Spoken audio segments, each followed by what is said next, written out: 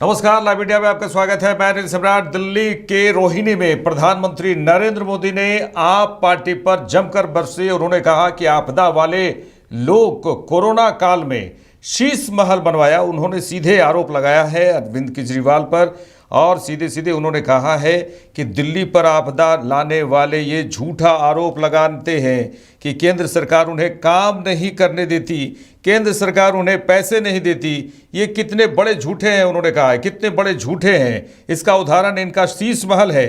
आज उन्होंने कहा कि एक बड़े अखबार ने सीएजी रिपोर्ट के आधार पर शीश महल पर हुए खर्च का खुलासा भी किया है। साथियों, दिल्ली पर आपदा लाने वाले ये झूठा आरोप लगाते हैं कि केंद्र सरकार उन्हें काम नहीं करने देती, केंद्र सरकार उन्हें पैसे नहीं देती। ये कितने बड़े झूठे हैं, इसका उदाहरण इनका शीश महल है। आज ही एक बड़े अखबार ने सीएजी रिपोर्ट के आधार पर शीश महल पर हुए खर्च का खुलासा किया है। और साथियों, आपको ये जानकर के पीड़ा होगी, दर्द होगा। अरे पूरे देश के लोग चौंक जाएंगे जब दिल्ली के लोग कोरोना से जूझ रहे थे, जब दिल्ली के लोग ऑक्सीजन और दवाओं के लिए भटक रहे थे, तब इन लोगों का पूरा फोकस अपना शीश महल बनवाने में था।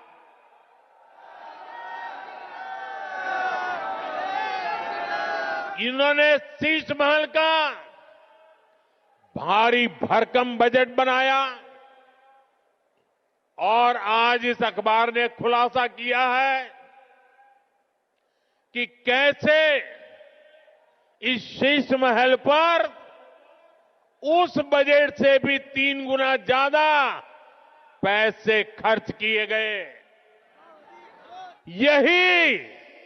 यही इनकी सच्चाई है। इन्हें दिल्ली के लोगों की परवाह नहीं है, दिल्ली के विकास की चिंता नहीं है। इसलिए ही आज हर दिल्ली वाला कह रहा है, आपदा नहीं सहेंगे, आपदा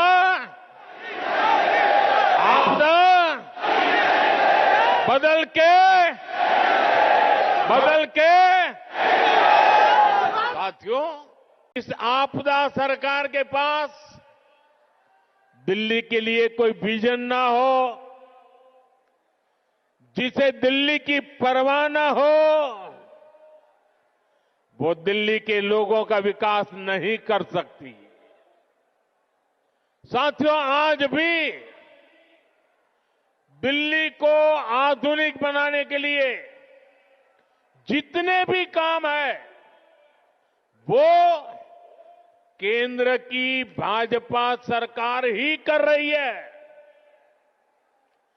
दिल्ली में जो बड़े बड़े प्रोजेक्ट्स हैं, संस्थान और संस्थाएं हैं, उनका जिम्मा केंद्र सरकार के पास है।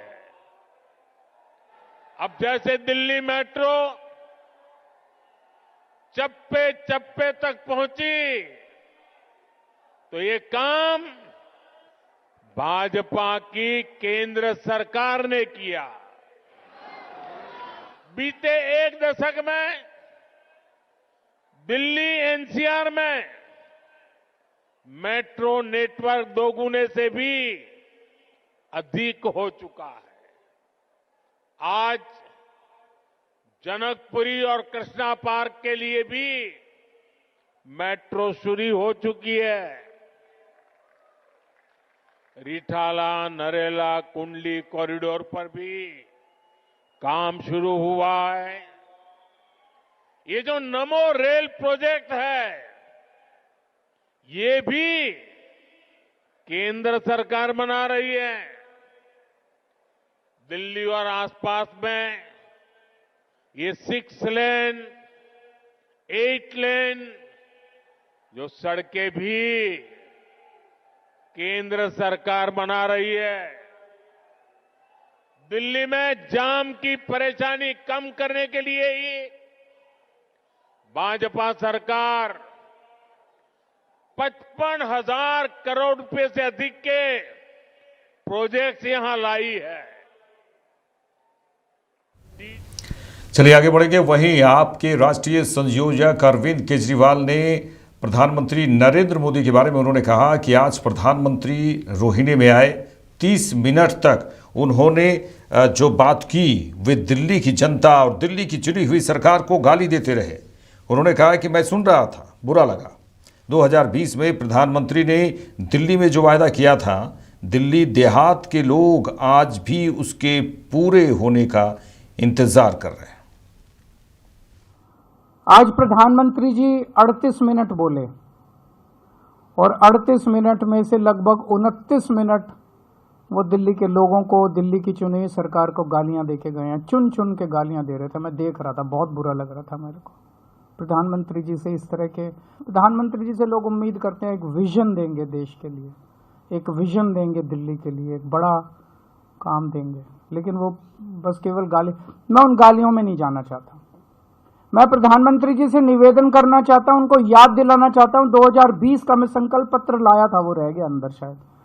उनका पिछला संकल्प पत्र मोदी जी ने जो प्रॉमिस किए थे, 2020 में मोदी जी ने जो प्रॉमिस किए थे, मेरे दिल्ली देहात के भाई आज भी उन प्रॉमिसेस की वेट कर रहे हैं कि कब प्रॉमिस पूरे होंगे।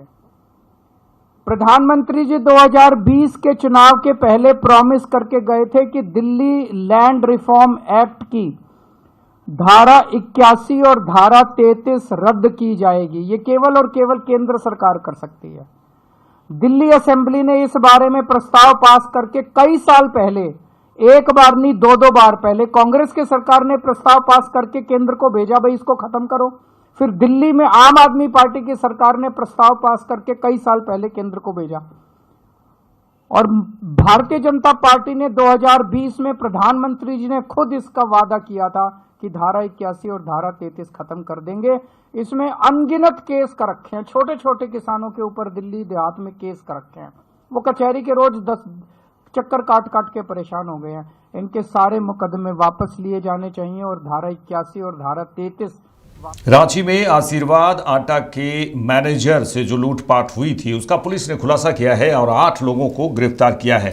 पुलिस ने बताया है कि 13 लाख रुपए की जो लूट हुई थी उसमें गोली उस कांड का खुलासा करते हुए 8 लोगों को गिरफ्तार किया गया है। डीआईजी और रांची के एसएसपी चंदन कुमार सिन्हा ने रांची में पीसी कर बताया कि पिछले दिनों आशीर्वाद आटा कंपनी के मैनेजर से 13 लाख रुपए लूट लिए गए थे। इस दौरान एक अन्य व्यक्ति द्वारा विरोध किए जाने पर अपराधियों ने उसे भी गोली मार दी थी। हालांकि समय रहते घायल व्यक्ति को अस्पताल में भर्ती कराया गया, फिलहाल उनका इलाज चल रहा है। एसएसपी चंदन कुमार सिन्हा ने बताया कि इस पूरे मामले की पटकथा और मांझी स्थित वृंदावन होटल में रची गई थी। इस मामले में होटल का मालिक भी शामिल था। लूटकांड में 2,63,000 रुपए बरामद कर लिए गए हैं। उन्होंने बताया कि इस पूरे मामले का उद्भेदन के लिए एसआईटी का गठन किया गया था। शेष रकम की बरामदगी के लिए अभियान चलाया जा रहा है। ये आप सभी जानते, 30 दिसंबर को दिन में आशीर्वाद आटा के मैनेजर जब पैसा जमा करने जा रहे थे बैंक में, उसमें उनसे करीब 13 लाख रुपए की लूट हुई थी। लूट के दौरान एक आदमी जिसने अपराधियों का विरोध किया, उसे गोली भी अपराधियों ने मारा था। सौभाग्य से उसको पुलिस ने ससमय जो है हॉस्पिटल पहुंचाया, हॉस्पिटल में उसके इमरजेंसी ट्रीटमेंट का इंतजाम किया और आज वह आदमी हॉस्पिटल से बरी भी हो गया है। ये हम लोग के लिए बहुत संतोष का विषय है। पुलिस ने इस कांड को बहुत ही चुनौती के रूप में ले लिया था और one of the biggest SIT गठित की गई थी इस कांड के उद्भेदन के लिए और हम लोग इसमें सफलता पाए। सिटी एसपी लगातार इसका मॉनिटरिंग करते रहे। डीएसपी कोतवाली के नेतृत्व में टीम, एसआईटी के बाकी सदस्य लगातार बिना सोए हुए कंटिन्यूअस मेहनत चलता रहा अल्टीमेटली हम लोग कुल 8 अपराधियों को गिरफ्तार कर लिए हैं। लूटे हुए अमाउंट में 2,63,000 रुपया जो है वह भी बरामद हुआ है। शेष रकम की बरामदगी के लिए हम लगातार अभी छापेमारी कर रहे हैं।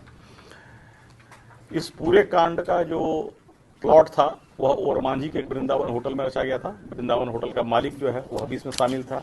इसमें रामगढ़ का एक बड़ा अपराधी राजेश श्रीवास्तव शामिल था, जो 12 कांडों में पहले से वो आरोपित रहा है और सारे कांड जो उसके विरुद्ध हैं वो लूट, हत्या, डकैती के ही कांड हैं। जो आशीर्वाद होटल का एक स्टाफ था जो 2 वर्ष पहले इसको छोड़ दिया था, उसने सारा इनपुट दिया कि हर अल्टरनेट डे में ये लोग पैसा जमा करने जाते हैं और इसी के अनुसार प्लानिंग बनी थी। गोली भी उसी आदमी ने चलाया, चंद्रशेखर सिन्हा, जो पहले आशीर्वाद का स्टाफ था। और पूरे कांड का खुलासा हो गया है और हम लोग शेष रकम की बरामद के लिए छापेमारी कर रहे हैं। गिरफ्तारी जो हुआ है कौन से लोग हैं? जो गिरफ्तार लोग हैं उसमें मैंने कहा कि एक बड़ा क्रिमिनल था राजेश श्रीवास्तव उर्फ राजेश सिंह भी अपने आप को कहता था। चंद्रशेखर प्रसाद सिन्हा जो 2 वर्ष पहले छोड़ा था आशीर्वाद आटा को और गोली भी इसी ने चलाई थी उस दिन। एक वृंदावन होटल में संतोष कुमार सिंह है जो ओरमांझी में होटल चलाता है, जहाँ पर बैठ के प्लानिंग की गई थी। आगे बढ़ेंगे। मोतिहारी में नेता प्रतिपक्ष तेजस्वी यादव ने पीसी की है और मुख्यमंत्री नीतीश कुमार को पर जमकर हमला बोला है। उन्होंने कहा है कि मुख्यमंत्री नीतीश कुमार होश में नहीं है और ना ही उसे होश में लाया जा रहा है, वे निर्णय नहीं ले रहे हैं। और उन्होंने कहा कि सीएम को हाईजैक कर लिया गया है। सीधे बीजेपी पर आरोप लगाते हुए उन्होंने कहा कि सीएम को हाईजैक कर लिया गया है। वहीं इस दौरान मोतिहारी में पीसी के दौरान उन्होंने जन सुराज प्रमुख प्रशांत किशोर पर भी हमला बोला है।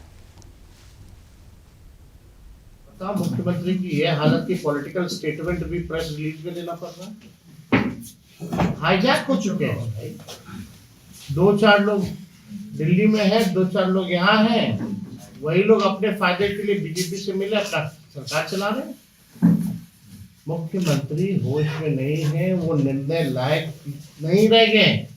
कोई भी निर्णय लेने लायक नहीं रह चुके। He is tired and he is running the government with the retired officers.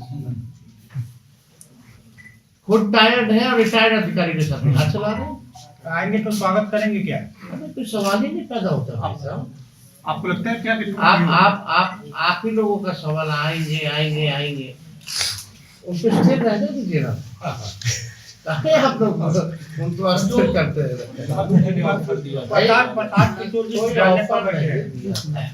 लोग आप ही लोग जैसे पत्रकार ने पूछा आएंगे तो क्या कीजिएगा? तो लालू जी का तो अलग अंदाज है। प्रशांत किशोर जी आपको बुला रहे हैं धरना पड़ा, वो वैनिटी वैन का इस्तेमाल कर रहे हैं आमदन अनशन वाले स्तर पर।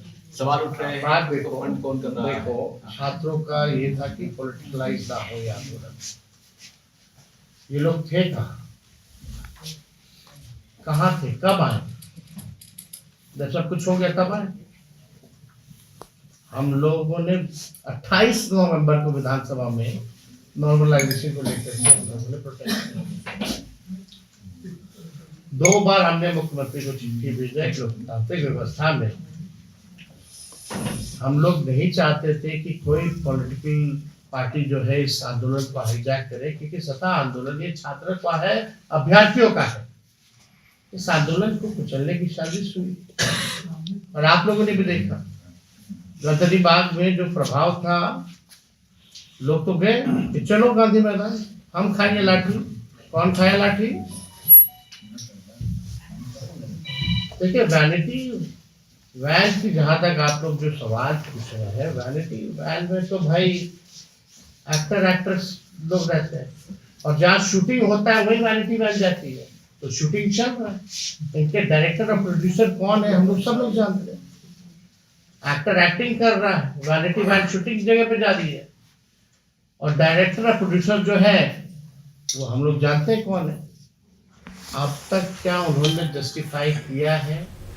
चलिए नालंदा की बात करें तो नालंदा में दिव्यांगजनों के बीच ट्राईसाइकिल का वितरण किया गया है। ग्रामीण विकास मंत्री श्रवण कुमार ने वितरण किया। नालंदा जिले के बिहार शरीफ में कार्यक्रम का आयोजन किया गया था और इसमें ट्राईसाइकिल वितरण के बाद दिव्यांगजन काफ़ी खुश नजर आए। इस दौरान श्रवण कुमार ने कहा कि बिहार के मुख्यमंत्री नीतीश कुमार के निर्देश पर दिव्यांगजनों को सशक्त बनाने के लिए रोजगार और पढ़ाई के साधन उपलब्ध कराने के लिए ट्राईसाइकिल का वितरण किया गया है।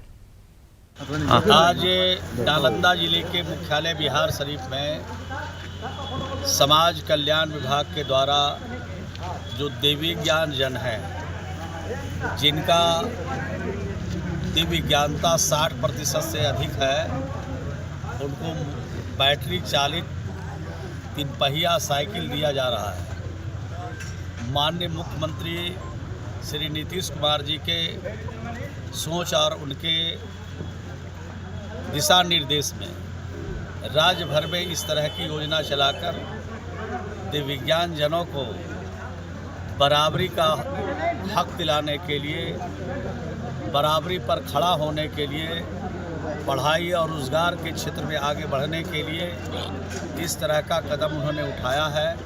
इससे दिव्यांग जन में काफ़ी खुशी है और सिर्फ खुशी ही नहीं बल्कि आम लोग के जैसा वो भी काम कर रहे हैं, वो भी काम करके अपने परिवार को और खुद को आत्मनिर्भर बना रहे हैं। तो मैं समझता हूँ कि इस तरह के 3 पहिया साइकिल देने से, बैटरी चालित साइकिल देने से दिव्यांग जनों को नई तरह के ऊर्जा का संचार हो रहा है और वो काम भी कर रहे हैं, पढ़ाई भी कर रहे हैं, रोजगार भी कर रहे हैं। तो इस तरह से इनको बढ़ावा देने के लिए मुख्यमंत्री जी को बधाई और धन्यवाद देते हैं। गोपालगंज जिले के कुचायखेड़ थाने की बात करें तो वहां 22 लाख के पुलिस ने 22 लाख के शराब जब्त किए हैं और एक तस्कर को भी गिरफ्तार किया गया है और साथ ही एक ट्रक भी जब्त किया गया है। ये पूरा मामला गोपालगंज जिले की कुचायखेड़ थाने के पुलिस ने गुप्त सूचना के आधार पर थाना क्षेत्र के बलथरी चेक पोस्ट से एक हाईवा ट्रक को छिपाकर रखे 227 कार्टन विदेशी शराब के साथ एक व्यक्ति को पुलिस ने गिरफ्तार किया है। गिरफ्तार तस्कर दीपू कुमार जो समस्तीपुर जिले के धामो थाना क्षेत्र के पेटूरी गांव का रहने वाला बताया जा रहा है। शराब की खेप उत्तर प्रदेश की ओर से लाई जा रही थी और बिहार के समस्तीपुर में खपत करने की फिराक में लोग थे। पकड़े गए शराब की कीमत तकरीबन 22 लाख रुपए बताया जा रहा है। पकड़े गए ट्रक और शराब को पुलिस ने जब्त किया है। कुचायकोट थाना क्षेत्र में एक हाईवा से कुल लगभग 2000 लीटर के आसपास अंग्रेजी शराब बरामद की गई है, जिसमें एक व्यक्ति को भी डिटेन किया गया है और एक जो व्यक्ति था उसके साथ वो फरार हो गया था और इसमें बैकवर्ड और फॉरवर्ड लिंकेजेस पे काम किया जा रहा है और जो वाहन था वो वेस्ट बंगाल नंबर का था और शराब का जो ले जाया जा रहा था वो समस्तीपुर तक ले जाया जा रहा था, यूपी के रास्ते से गोपालगंज में एंटर किया था। शराब की कुल कीमत कितनी लगभग? शराब की कुल कीमत लगभग 20 से 22 लाख रुपए के आसपास होनी चाहिए।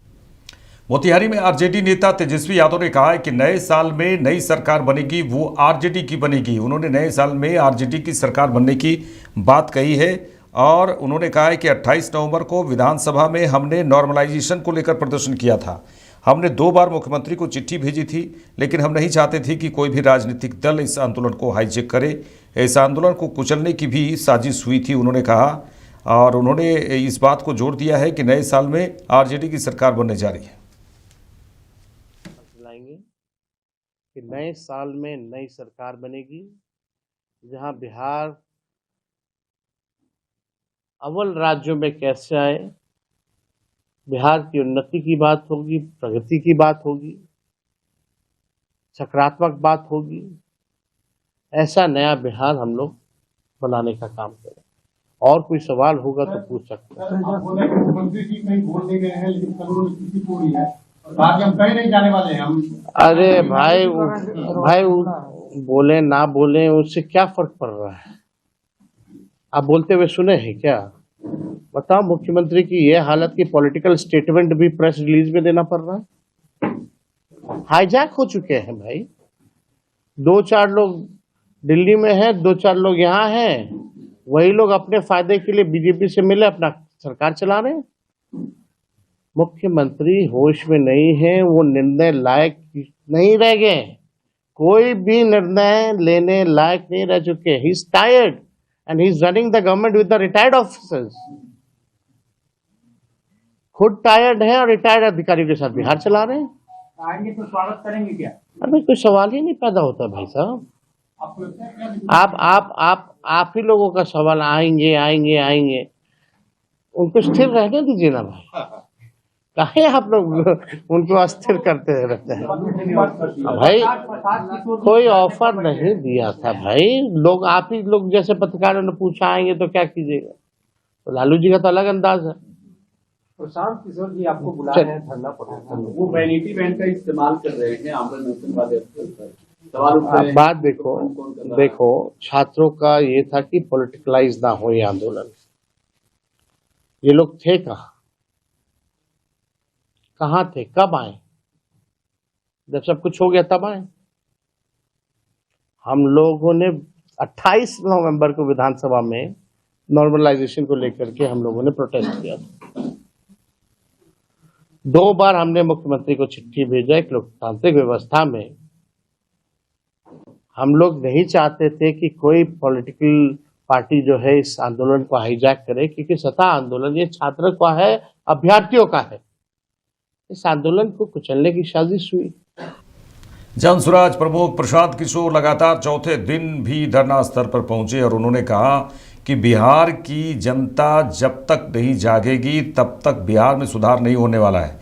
जनसुराज प्रमुख प्रशांत किशोर ने कहा, जिसे पिछले 20 साल से लोगों की बात नहीं सुनने की आदत है। नीतीश कुमार पर उन्होंने हमला करते हुए कहा कि 20 साल से लोगों की बात नहीं सुनने की आदत है, वे 4 दिन में लोगों के सामने कैसे झुकेंगे।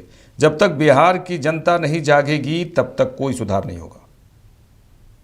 कैसे झुकेगी 4 दिन में? जिसको पिछले 20 वर्ष से आदत लगी हुई है जनता की बात न मानने की, वो 4 दिन में कैसे झुकेगा? सरकार की असंवेदनशीलता है, उनका अहंकार है और कहीं न कहीं उनका ये भ्रम है कि बिहार की जनता खड़ी नहीं होगी। चाहे उसके साथ जितना अन्याय हो जाए वो खड़ी नहीं होगी, अपने लिए नहीं खड़ी होगी, अपने बच्चों के लिए नहीं खड़ी होगी। जब चुनाव आएगा तो लोग फिर जातियों में बढ़ जाएंगे, फिर धर्म के नाम पर वोट दे देंगे। इसीलिए लोग जनता की चिंता नहीं कर रहे हैं। आगे क्या रणनीति है? स्वास्थ्य यात्रा? कोई रणनीति नहीं है, बस बैठे रहना है, चाहे जो करना पड़े। जब तक बिहार के लोग जगेंगे नहीं तब तक सुधार होगा नहीं। और लोगों को ये समझना होगा कि जन बल के आगे कोई बल नहीं है, लेकिन जन बल तब होगा ना जब आप घर से बाहर निकलिएगा, अपने और अपने बच्चों के लिए खड़े होइएगा। वरना 5 साल बैठ के रोते रहिएगा, बच्चों का पेपर लीक होता रहेगा, बच्चों को नौकरी नहीं मिलेगी, पढ़ाई नहीं होगा, रोजगार नहीं होगा, भ्रष्टाचार होगा और आप उन्हीं नेताओं को बार बार जाति के नाम पर, धर्म के नाम पर, 5 किलो अनाज के नाम पर वोट देते रहिएगा। इससे कभी बाहर नहीं निकल पाइएगा। तो अगर बिहार में बदलाव चाहिए तो आपको, हमको, सबको खड़ा होना पड़ेगा। इसलिए हम अपनी ओर से हम बैठे हुए हैं। आपको भी अपने स्तर पे खड़ा होना है, जो जहां है वहीं से उसको खड़ा होना है, आवाज उठाना जरूरी है। एक तरफ अभ्यर्थी परेशान है, दूसरी तरफ मुख्यमंत्री या नेता प्रतिपक्ष सभी यात्रा पे लगे हैं जनता की सेवा में। नहीं, किस यात्रा पर? जब बिहार का पूरा युवा आंदोलित है, आज मुख्यमंत्री से मिलने के लिए 20 दिन से बच्चे टाइम मांग रहे हैं। उनके पास 5 मिनट समय नहीं है कि इन बच्चों से 5 मिनट के लिए मिल ले, तो फिर बेकार का कहीं यात्रा करने का क्या फायदा? गोपालगंज में ही मिल ले। ये सरकारी खर्चे पर जनता के पैसे से। मुख्यमंत्री नीतीश कुमार ने एक बार फिर बड़ा बयान दिया है। उन्होंने कहा है कि 2 बार गलती से आरजेडी के साथ चला गया था और अब उधर नहीं जाएंगे, क्योंकि अब आरजेडी पर आरोप उन्होंने ये लगाया है कि आरजेडी के लोगों ने कुछ काम नहीं किया है बिहार के लिए। और उन्होंने कहा 2 बार गलती से आरजेडी की ओर चला गया था, अब मैं पुराने साथियों के साथ वापस आ गया हूँ। पहले शाम बिहार की बात उन्होंने की और उन्होंने कहा कि पहले जब लालू प्रसाद यादव का समय था, उस समय राबड़ी देवी का समय था, उस समय पहले शाम 6 बजे के बाद कोई नहीं निकलता था घर से। और उन्होंने कहा कि हमने हर जाति और धर्म के लिए काम किया है और अब चाहे महिलाएं हों चाहे पुरुष हों, शाम में वो निकलते हैं क्योंकि सुरक्षा के तमाम व्यवस्थाएं बिहार में की गई। उन्होंने ऐसा कहा है। पहले महिलाओं की ये स्थिति थी और जब हम लोग किए सहायता समाज जीविका नाम दिए हम जीविका दीदी उसको कहना शुरू किए, तब देखिए महिला कितना बढ़िया सबका चेहरा दिख रहे हैं। ऐसा चेहरा किसी का दिखते थे और कितना बढ़िया बोलती है। और जो हम लोगों ने जीविका दिया तो उसमें केंद्र ने पूरे देश का नाम को आज जीविका किया। तो हम तो हर बार जब भी घूमते हैं हम कहीं, तब हर जगह देख लेते हैं कि जीविका दीदियों का जरा हालचाल हम देख, बहुत अच्छा है। इन लोगों को कोई भी चीज की जरूरत है वो सहायता दी जाती है। हम बराबर कहे कि उन लोगों को मदद करिए। हम जब से शुरू किए हैं तो इन लोगों को आगे बढ़ाने के लिए हमने शुरू से ही बढ़ाया। अब इस बार भी हम घूम रहे हैं तो और जो हमको होता है तब कहते और करो, कमी रहता है पूरा हो जाता है। इसलिए जरा जान लीजिए, याद करिए, अब पहले जो था वो सबको खूब प्रेस वाला देते हैं। अरे हम तो 2 बार गलती से उस सबके साथ जोड़ दिया, अब तो हम फिर पुराना साथी में है। तो उसी समय ना हम किए जी, तो सब कोई काम किया, कोई महिला का शाम के बाद कोई निकलता था और कोई महिला को किया। हम लोग कितना ज्यादा पुरुष के लिए, महिला के लिए, हर जात के लिए, हिंदू का, मुस्लिम का, अपर कास्ट, पिछड़ा, अति पिछड़ा, दलित, मादर, सबके लिए हम लोगों ने काम किया। तो जरा सा याद रखिए, ऑफर भी मिल रहा है, ऑफर मिल रहा है। केंद्रीय मंत्री गिरिराज सिंह ने लालू यादव पर हमला बोला है। उन्होंने कहा कि लालू प्रसाद ने हार स्वीकार कर ली है। आपको बता दें, केंद्रीय मंत्री गिरिराज सिंह ने कहा है कि लालू प्रसाद यादव चुनाव हार चुके हैं। लालू प्रसाद ने हार स्वीकार कर ली है। नीतीश कुमार ने उनके मुंह पर कड़ा तमाचा लगाया है। उन्होंने कहा है कि मैं समझता हूं कि बिहार की जनता ने लालू जी को दिखा दिया है कि अब बिहार में फिर से वो जंगल राज नहीं चाहिए। लालू प्रसाद जी चुनाव हार चुके हैं। लालू प्रसाद जी ने हार स्वीकार कर लिया है और इसीलिए बाप बेटे दोनों मिलके छक्का पंजा की चाल चल रहे हैं। और नीतीश कुमार ने उनके मुंह पे कड़ा तमाचा लगाया है। और मैं समझता हूं कि बिहार की जनता ने लालू जी को दिखा दिया नीतीश कुमार के बात के बाद कि अब बिहार में फिर से वो राज्य नहीं चाहिए जिसमें लूट खसोट, लालू जी का राज नहीं चाहिए, जंगल राज नहीं चाहिए। ये लोगों ने स्वीकार कर लिया है, ये लोगों ने तय कर लिया है। लालू जी हार के डर से नीतीश कुमार के आगे फिर से घुटना टेकने को। मेरे साथ इस बुलेटिन में इतना ही। देश दुनिया के तमाम खबरों के लिए देखते रहिए लाइव इंडिया। नमस्कार।